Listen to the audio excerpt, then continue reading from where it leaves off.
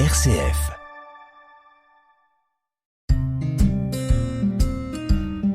Bienvenue dans Paroles et chemins de prière sur RCF Cœur de Champagne. Avec Marie-France Gabriel, partageons un moment pour nous ressourcer spirituellement. Bonjour les amis, je suis heureuse de vous retrouver autour du livre du Père Stan Rougier, Au commencement était l'amour. Nous sommes toujours dans la partie intitulée Dieu et tendresse. Notre chapitre aujourd'hui s'intitule La préhistoire de ma foi. Il s'agit d'une relecture de vie du Père Stan Rougier. Ce petit chapitre commence par une phrase de saint Augustin. Trop tard je t'ai aimé, beauté toujours ancienne et toujours nouvelle.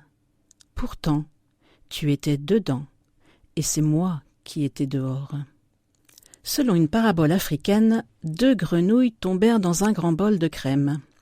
L'une était défaitiste. « Je suis perdue, je suis perdue, je suis perdue !» Et elle mourut étouffée. L'autre proclamait « J'en sortirai, j'en sortirai !»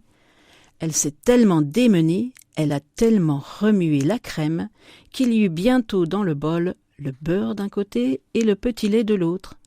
Alors elle a nagé dans le petit lait et s'est perchée sur la motte de beurre et a poussé son cri de victoire.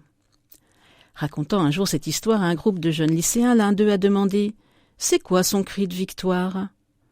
Un autre a répondu vigoureusement « Croix, croix !» Mais tous ont entendu « Croix, croix !» C'est R-O-I-S. Beaucoup aimeraient croire, mais en quoi ? En qui ? Le Dieu de la Bible nous cherche discrètement et passionnément. Imaginez le patriarche Jacob dans le désert. Il dort sous les étoiles, il rêve.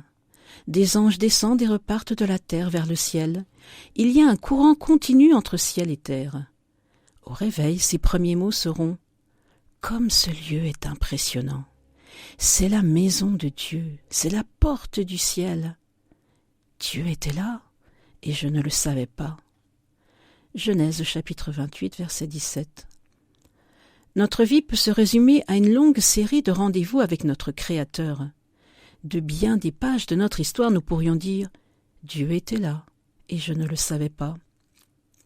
Voici une petite parabole pour illustrer mes propos. Un jour, je reçois dans ma boîte aux lettres une enveloppe que j'ouvre. À l'intérieur, une feuille entièrement blanche. Je la froisse et la jette au panier. Mais intrigué, je la ramasse et la déplie. Je tente un essai.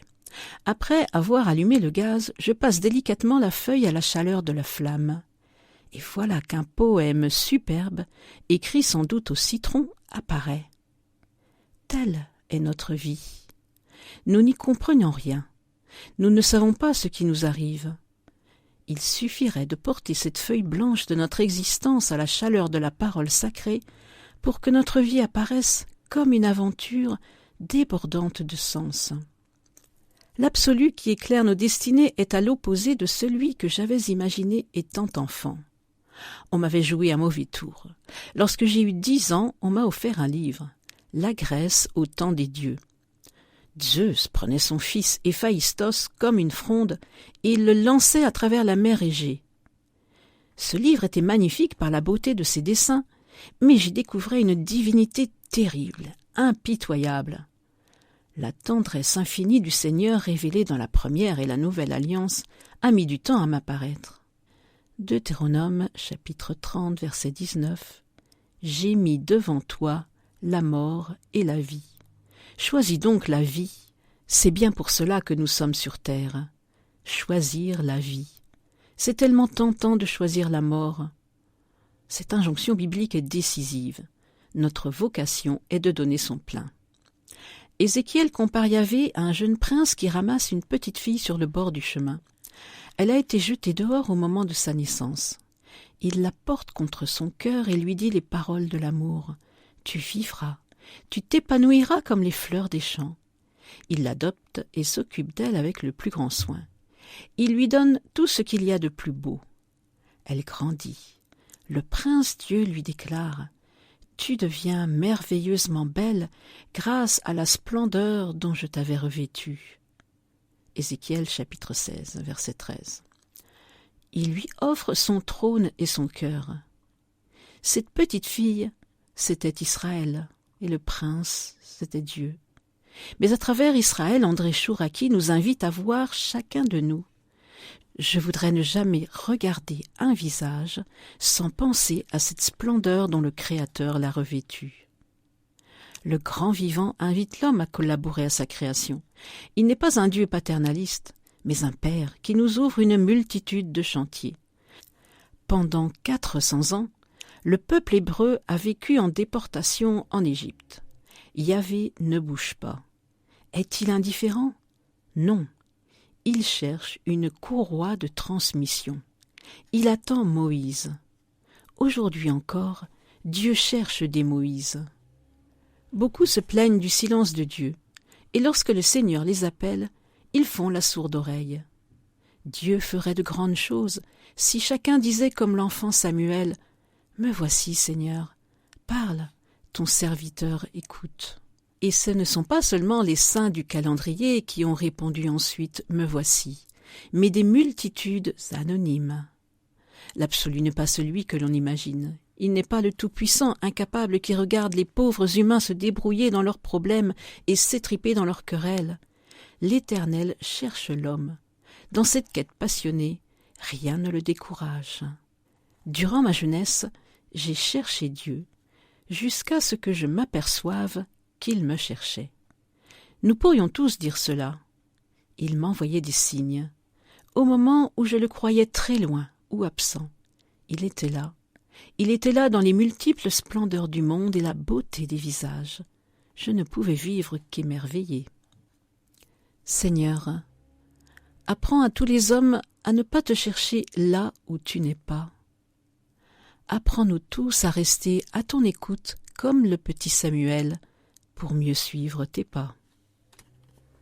Avant de nous quitter, je vous propose d'écouter un chant du groupe Chorale Psalmodie, chant intitulé « Vase d'argile, grâce infinie ».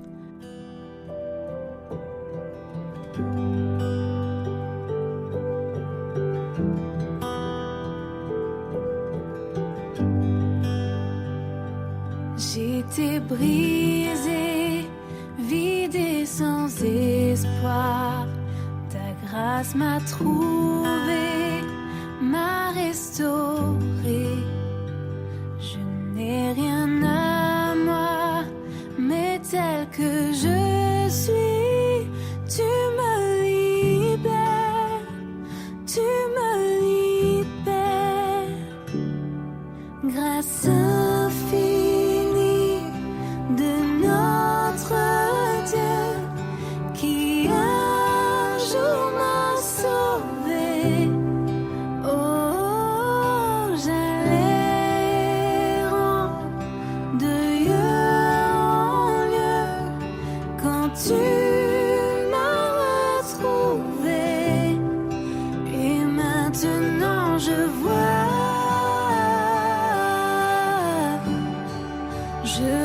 l'amour, la grâce dans tes yeux, donnant ta vie pour moi, me ramenant de la mort à la vie.